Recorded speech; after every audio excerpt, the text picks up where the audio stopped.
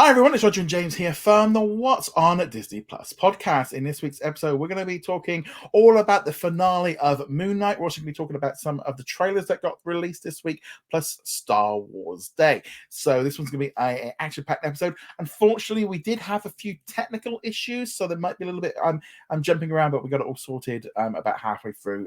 So just be aware, if you hear my voice going a little bit funny, we will try to fix it.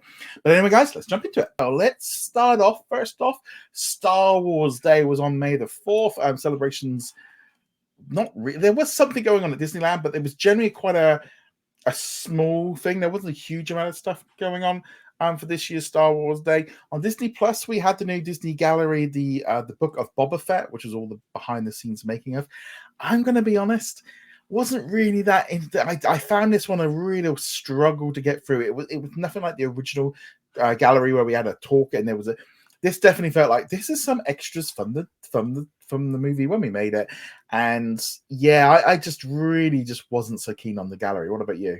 Unfortunately, I have to agree. I was really hoping that we would get more insight into the show, what the creators were thinking, what they wanted to do with the story, and they really just didn't have much of that at all. And instead, it felt like an extended ad for Boba Fett, which was odd considering we've already seen Boba Fett, and I don't think you're going to watch this without having watched that first. But yeah, I wonder if they just lacked the resources for it because again, it was shot during COVID, and they might not have been able to have people like filming behind the scenes stuff, and they didn't do the round table like they did in the Mandalorian. So I don't know.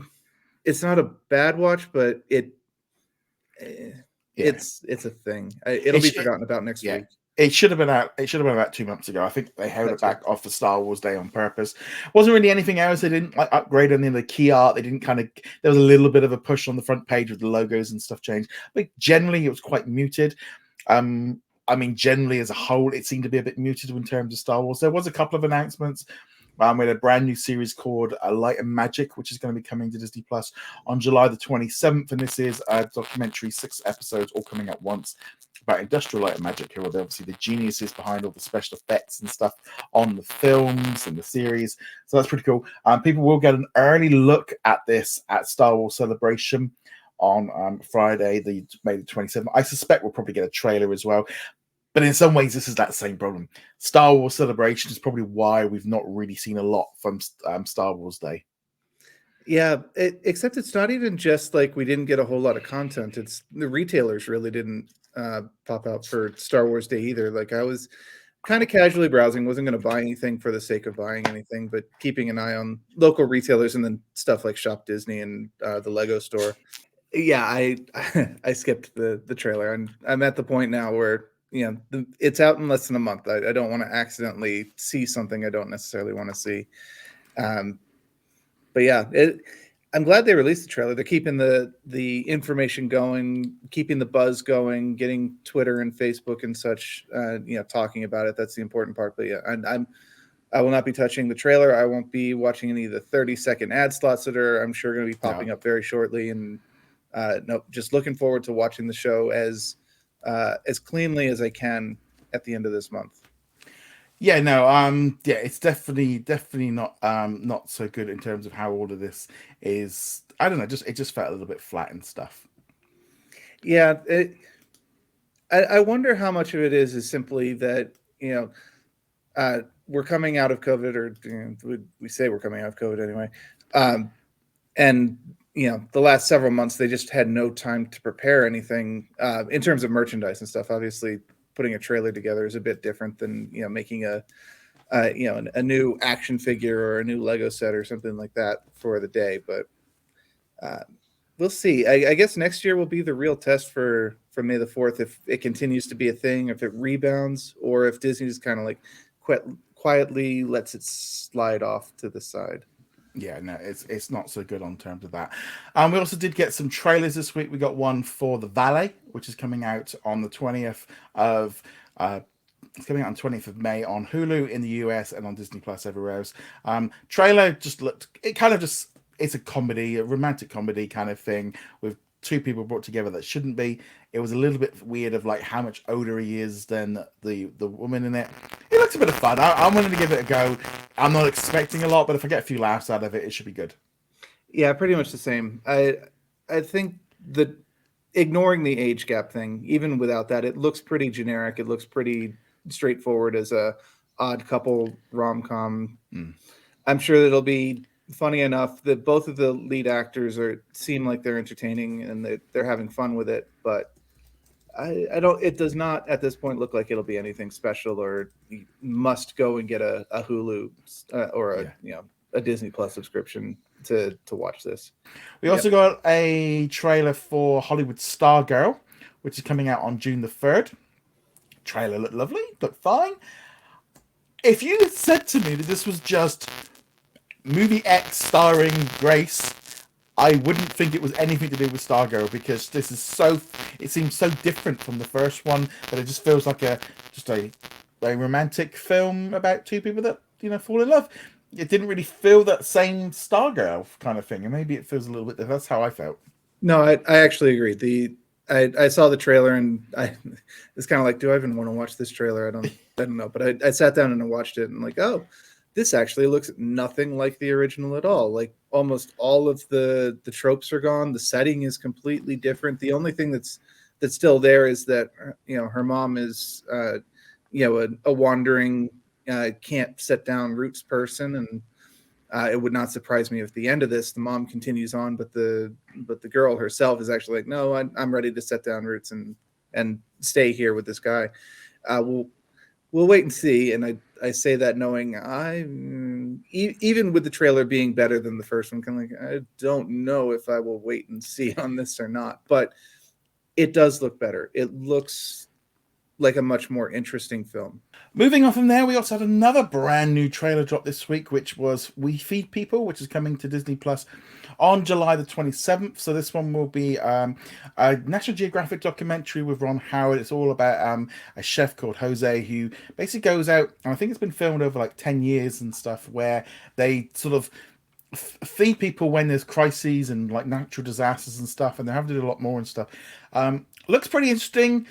It's definitely a bit different from the Obi-Wan Kenobi series, which is dropping that same day. But yeah, it looks fun. I wouldn't say it looks fun. It just looks a little bit interesting. It looks interesting enough. I'm curious how it will go as a documentary, though, because the trailer, at least, it doesn't seem to indicate what the main story will be. Obviously, it'll be about the chef himself and the work he does, but will it just be an hour of him hopping to place and providing food, or is there some sort of context to it, like fundraising efforts or something like that? It's National Geographic, so I've got faith in it, but the trailer didn't sell me on the we have a very important thing to teach you about aspect of it, right? Okay, so moving on from there, before we go into our reviews, let's talk now about our Patreon and YouTube channel members who support the channel, help us kind of keep everything going, all the software that we need, all the funding and stuff that we need to do this podcast and channel. So a big thank you to Raphael, Dana, we've also got Dan, Ben, Adam, Ricky, we've got Dave, Mahmoud, we've also got My VCR Still Works, Bina, Joshua, Dawn, Martin, Jeremy, and Sarah, and a huge thank you also to Andrew, Elliot, Jacob, Caleb, Red Marsman, Aero G, Chris, Cody, Darren, Daniel, The Juice, Lauren, Paul, and also a huge thank you to Sarah for your help today. I do apologize if there's been a few little audio blips and stuff. We've been having some real technical difficulties recording this one today, so that's why it's a little bit shorter, because we've filmed some segments multiple times and tried pretty much everything. But let's now jump into some reviews. So I'm going to talk now about a brand new Disney Plus original series coming on Wednesday called Ozzy Keen. I probably completely butchered it. It is a new French Disney Plus original. It's got 4 episodes and it's all about a young student who ends up getting brutally killed by the police. And it's the build up to what happened after it in terms of how it ripped apart the family, but also the investigation into his death. It's pretty, it's full on adult. I don't know if it's been officially confirmed for Hulu yet. I think it was in the press release, but it wasn't mentioned so this one's coming on Wednesday, getting all 4 episodes. This is a high quality drama series. I watched the dub version, thankfully, because if it was subtitled, I'll be honest, I probably wouldn't have got through it. very, very good, high quality one. This is a top tier series. This is definitely, if you enjoy like anything like really do like crime and police, very much police corruption. That's the kind of the key thing here, trying to hide stuff from the public, because it's set during the 80s when this a real, based on a real story. Yeah, fascinating series. Really enjoyed this one. I had heard nothing about this series. I actually had to look it up when you're like, oh, we're going to talk about this week. I'm like, okay. But yeah, I hope it comes out over here. I'd like to watch it. It sounds like it'll be a very difficult series, based on your description and also what I read about it and the events that it's based on. But it also it brings in like stories about sort of the influence, because they're Algerian, and the racism that they suffer because, and how like the police basically like get away with stuff because they were just attacking people, and trying to blame him for being like a terrorist and all kinds of stuff. And then they like the story just like revolving, the what was happening to their family, what was happening to the police people that were involved. Very good series.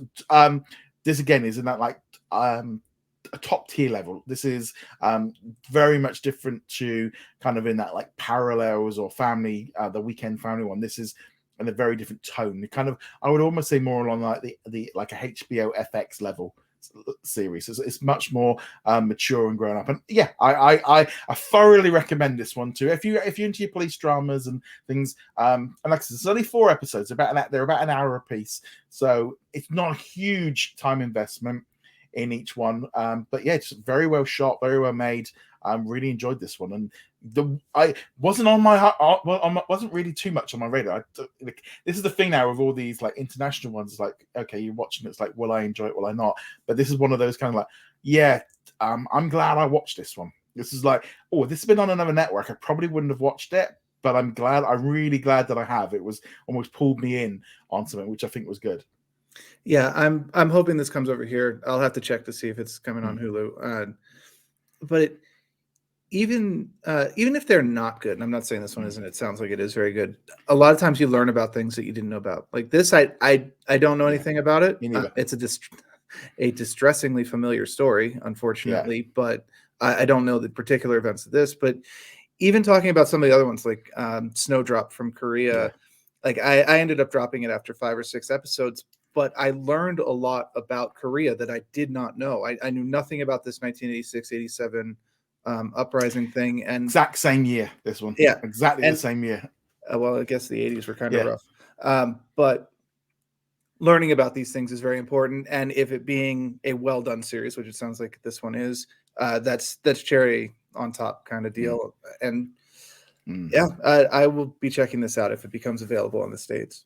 Yeah, definitely a high recommend. This is where that thing of like pulling in international originals really starts boosting the quality of content. And I, like you say, a very different story, something I knew nothing about, from a different angle. And that's sometimes what I enjoy sometimes with these shows. If you get to see something a little bit different, and this one came out of nowhere for me. The screener came in and I thought, oh, I'll give this one a go. I watched all 4 episodes back to back. That was, and that's not, that's rare for me to do that with this one. So a thorough recommendation for that one. So that will be coming on Wednesday next week. So do check that one out. I know it's at least confirmed for like the UK, Canada, Australia, France, etc. Moving on from there, we also had the finale of Marvel's Moon Knight. So we're going to talk about that one. We'll kind of rove into a little bit more about Moon Knight as a whole. But it was like a really weird finale because it was really rushed. It felt like it went a little bit fast. But at the same time, I really liked it. It kind of, it definitely felt to me like this was it was a solid ending. I would have liked something a little bit more. I don't know what it was. It was just, it missed something. You know what I mean? Well, rushed. I think rushed really describes it. We were talking about it last week. Like, how are they going to wrap everything up and make this satisfying in the 45-minute time slot? And the answer is they didn't. There's a lot of stuff here. Now, granted, we knew some of the stuff was going to kind of roll over into whatever comes next, whether he'll show up in other things, whether he won't show up in other things, whether he'll get a second series like the Fist of Vengeance or whatever. But there were a lot of pieces where he's like, yeah, you left a lot of plot points hanging with no clear path to resolution for them. You got to knock a couple points off for that, unfortunately. Yeah, it kind of. I would probably say like a 4 out of 5 for the finale. It was. I enjoyed it, and there were some key moments in there that I really. I mean, the big fight scene in the street. You know, we had Khonshu versus the Gator, like, you know, at a full on, like, that fight was fun. Then we had was it the Scarlet Scarab, which is a hero I've never heard of. And I think in the comic books, like, they've completely basically taken a character from years ago and completely like changed her up. So that was kind of interesting to see her get brought in as a full-blown superhero. But yeah, it kind of, I also quite like the idea that they kind of, like, Mark and Steven had kind of made peace with one another. And it kind of ended and you're like, oh, right. Yeah, well, where does that leave? And of course, then we get the post-credit scene. Right. Yeah, which I loved. I loved that. But it definitely kind of like, oh, because they blanked out at one point, and then we knew that somebody else had taken over, but we hadn't. Still hadn't been officially introduced to him, and then we see him at the end, and it's like, okay, there we go. That's where he's coming back. That's the key getting back in. Was it? Yeah, it's not all over. No. Not all of Mark has given himself back to not having superpowers anymore. Yeah, and it's, there have been moments throughout the series where we've gotten glimpses of this character. I think in episode 5 we actually may have physically seen the character very briefly. The scene where he's got the Band-Aid over his nose and talking in the like, where did that Band-Aid come from? But yeah, Jake will be an interesting character if we continue on with this story. They did it. I mean, they did that one first off where he was in.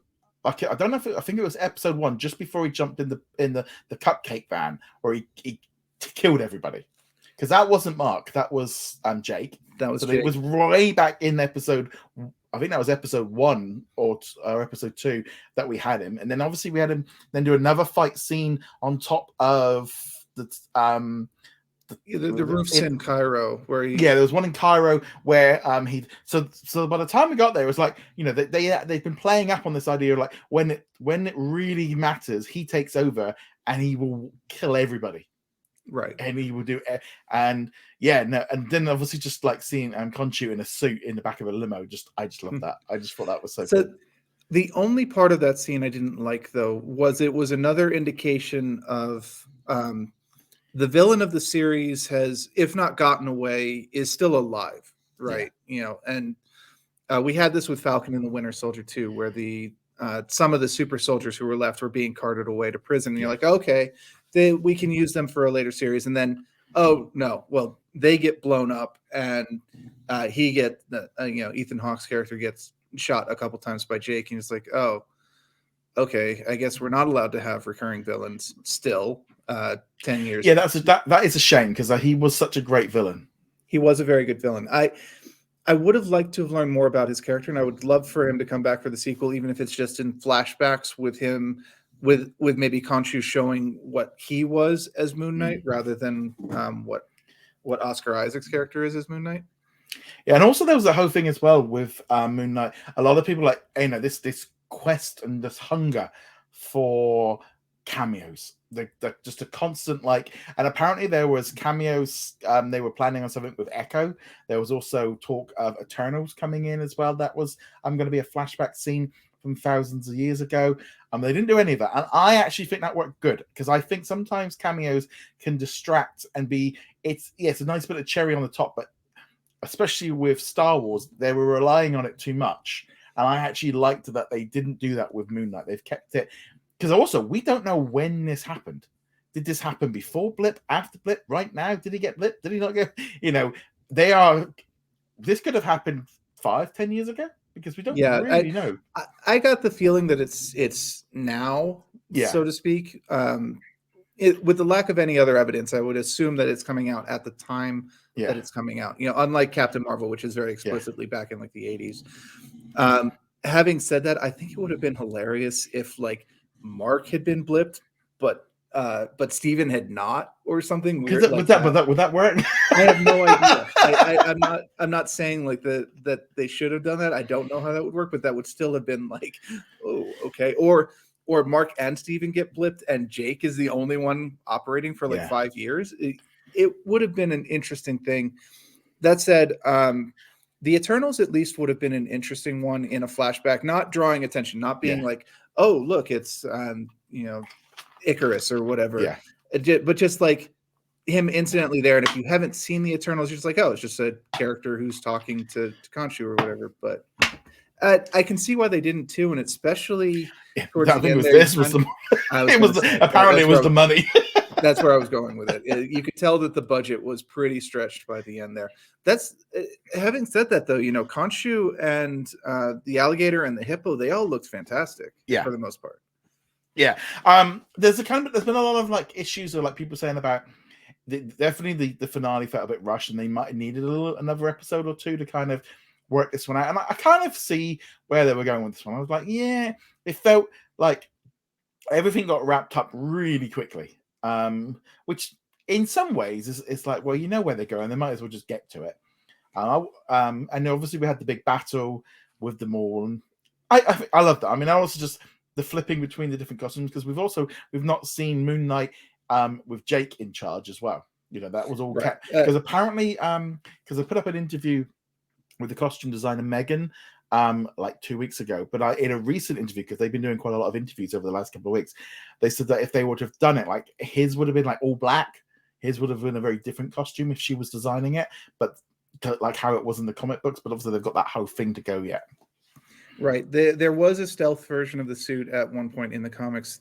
What I personally would have gone with would be the Khonshu bone costume, which looks kind of like Mark's, but it's overlaid with like a breastplate made out of bones, and it would have mirrored kind of Khonshu's appearance a bit. Yeah. But we'll see if they decide to give Jake his own costume. If we even get that's the real problem at the moment, is will there be a continuation of this story? Doctor Strange ends with, such and such will return. This doesn't have any, we will see Moon Knight again in Echo or Loki season 2 or whatever. So there's been a lot of talk, because obviously like some of the people have been, some of the people that were on this show and stuff, talking about how, that it's coming back, and then it's like, but it's been put in for an Emmy. But, like you said, it could become Moon Knight season 2, could be Moon Knight Fist of Khonshu, and therefore technically it's a new show. Or Moon Knight's going to turn up in Werewolf by Night, or there's going to be maybe even a Midnight Suns film where they bring in all these characters in at once, and therefore we've kind of got our sort of supernatural team. I have got no doubt that he's coming back at some point, but I also feel like it could be a couple of years. But this series as a whole was a nice single entity. If he didn't come back, I wouldn't be opposed to it, but I also want to see him back. And the thing is with Marvel, they're not going to leave anything, but this feels like more of this was his origin to bring him onto the big screen.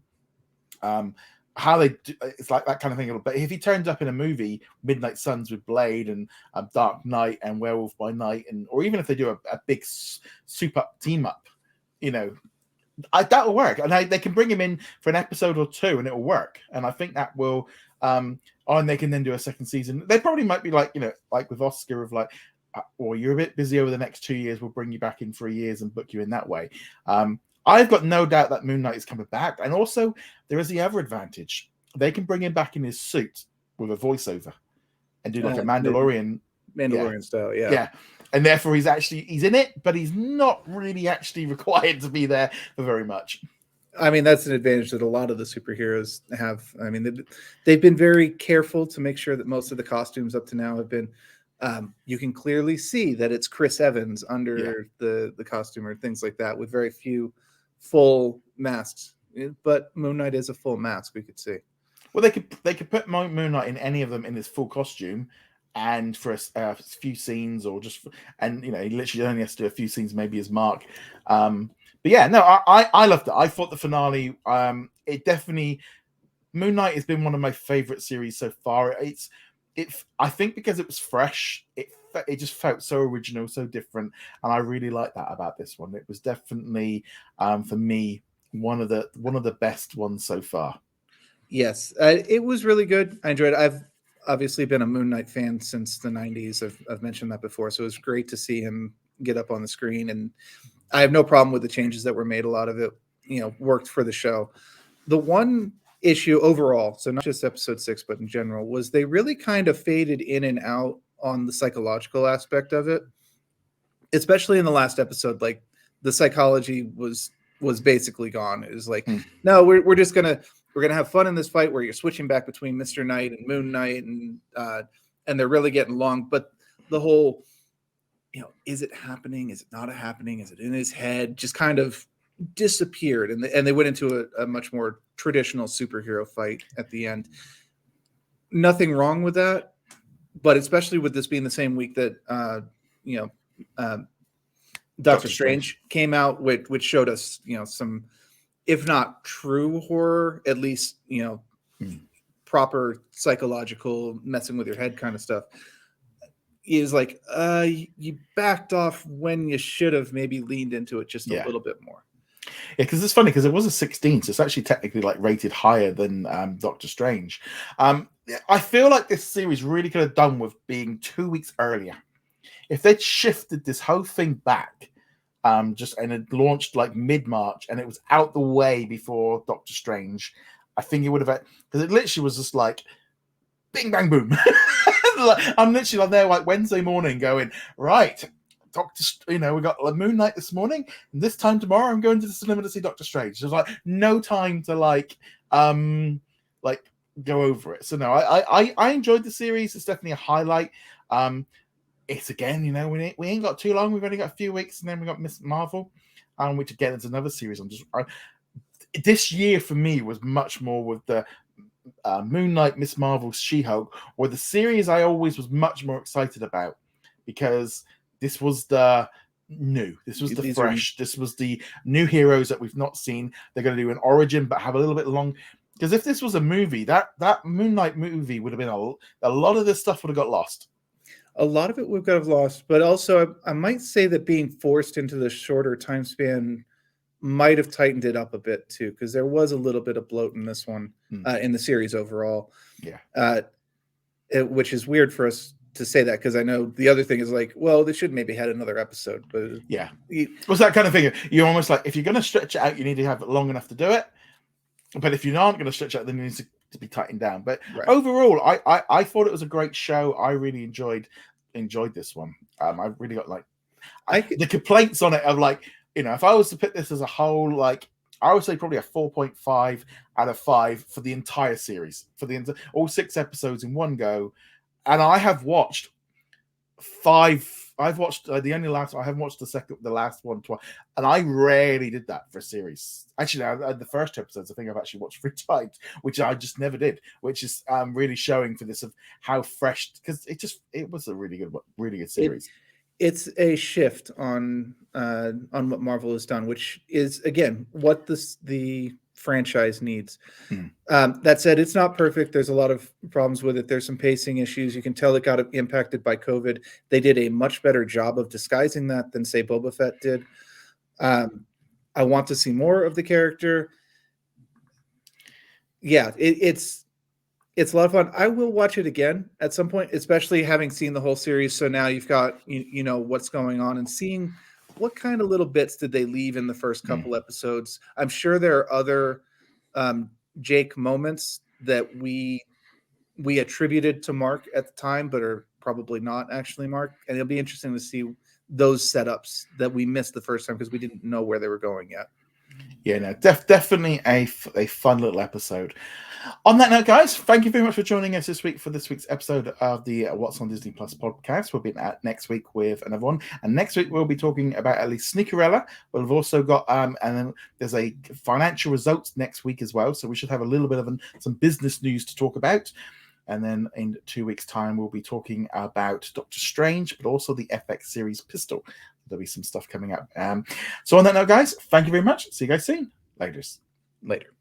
Thank you very much for watching this video. Make sure you go check us out over at whatsondisneyplus.com. Like, follow, and subscribe. Also, a huge thank you to all of our supporters over on Patreon and also on our YouTube channel memberships. And I shall see you guys in another video. Laters.